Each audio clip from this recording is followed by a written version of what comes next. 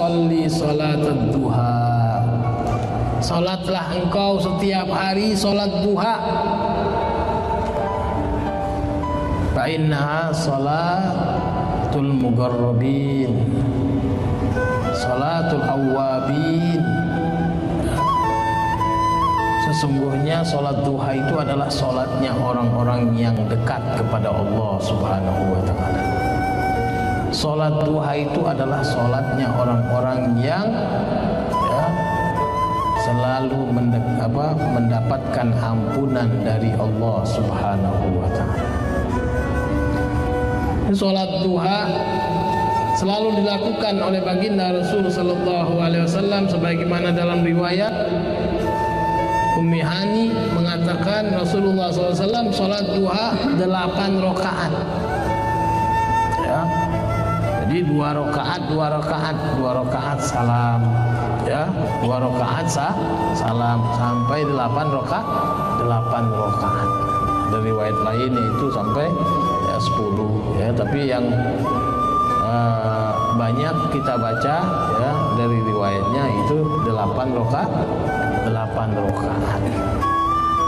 Inilah hebatnya salat duha. Ya.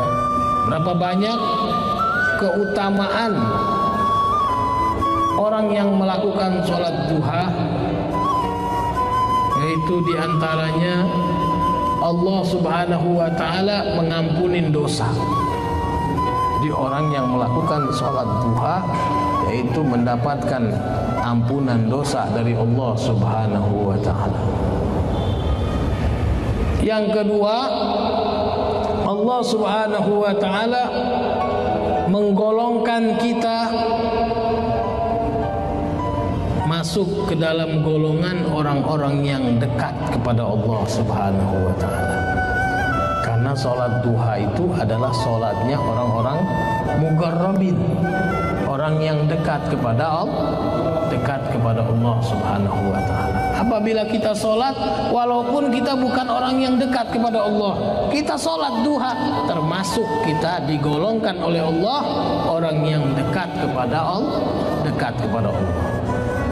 Orang yang selalu ya memohon ampun, ya, selalu diterima taubatnya oleh Allah Subhanahu wa taala. Yang ketiga, orang yang melakukan salat duha lam yuktab minal ghafilin. Ya. Orang tersebut tidak dicatat dari golongan orang yang lalai kepada Allah Subhanahu wa taala. Jadi orang tersebut dicatat sebagai orang yang selalu ingat kepada Allah. Orang tersebut orang yang selalu taat kepada Allah Subhanahu wa taala. Walaupun dirinya tersebut ya, saya ini bukanlah orang yang selalu ingat kepada Allah. Walaupun dirinya tersebut kalau dia merasa, kalau dia berkaca kepada dirinya, saya ini orang yang lalai kepada Allah. Tapi dicatat oleh Allah sebab melaksanakan sholat duha, maka dia termasuk orang yang selalu ingat kepada Allah Subhanahu wa ta'ala. Yang keempat, nanti ya, setelah hari kiamat nanti, sewaktu dibuka-bukanya pintu-pintu surga, orang yang suka melakukan sholat duha dipanggil-panggil oleh pintu surga yang bernama duha. Mari ya, dipanggil-panggil sini ya, yang suka sholat duha di dunianya, ini pintumu, ini masuk dari sini ya. Dipanggil-panggil oleh pintu duha untuk masuk ke dalam surga ya. Yang kelima ya, yang mana dalam hadis qudsi Allah Subhanahu wa ta'ala mengatakan, wahai anak Adam, la tatrukud duha. Maksudnya, wahai anak Adam, jangan tinggalkan sholat duha. La tatruku Rakaat duha yaitu salat duha.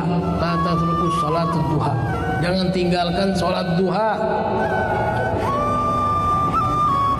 Fi yaumika pada harimu. Li'anni ya. Karena aku kata Allah sayakfika fi yaumika ya. Karena aku Allah akan mencukupi di harimu, kebutuhan di harimu. Nah itulah kata orang, kalau mau rizkinya ngalir ya lancar, jangan tinggalin sholat duha. Nah ini ya, ini Allah Subhanahu wa taala mengatakan kepada kita anak Adam, jangan wahai anak-anak Adam, jangan tinggalin ya melakukan ya 2 rakaat sholat duha atau lebih. Ya, karena apa? Karena aku kata Allah akan mencukupi kebutuhanmu. Jadi bagi siapa yang mau ya kebutuhannya dicukupi oleh Allah, jangan tinggalin sholat duha ya. Yang keenam yaitu keutamaannya yang tadi kita baca ya, bisa mencukupi semua sedekah yang harus kita keluarkan dari sendi-sendi yang telah kita pakai setiap hari di badan kita, dari sendi-sendi yang kita pakai setiap hari di tubuh kita ya, dicukupkan oleh Allah Subhanahu wa taala dengan melakukan 2 rakaat salat duha. Bahkan apabila kita tidak mampu untuk melaksanakan ibadah haji, tidak mampu untuk melaksanakan ibadah umroh, maka ada di dalam hadisnya Rasul sallallahu alaihi wasallam, apabila seorang sholat subuh, idza sholat subha, apabila seorang sholat subuh, wa jalasa, dan dia setelah sholat subuh tersebut duduk, ila antatul as-syams, sampai kapan? Sampai terbitnya matahari. Terbitnya matahari di situ qadra rumhin, seukuran tingginya matahari itu 1 tombak.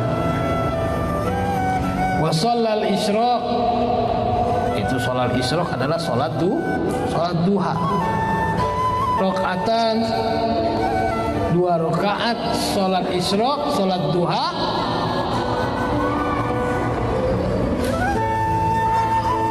Falahu sawabul haji wal umroh tamatan.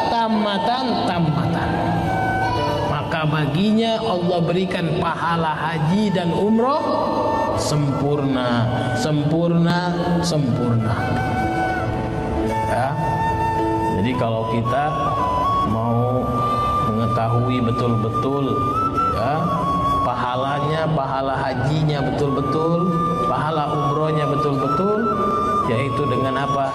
Dengan sholat subuh di masjid, terus kita duduk ya, duduk tersebut kita berzikir, membaca Al-Quran, kita belajar sampai kapan? Sampai terbitnya matahari seukuran tombak ya, sekitar 1 meter lebih dikit. Maka kita lakukan langsung sholat isyraq, yaitu sholat duha. Maka kita mendapatkan pahala haji dan umroh sempurna.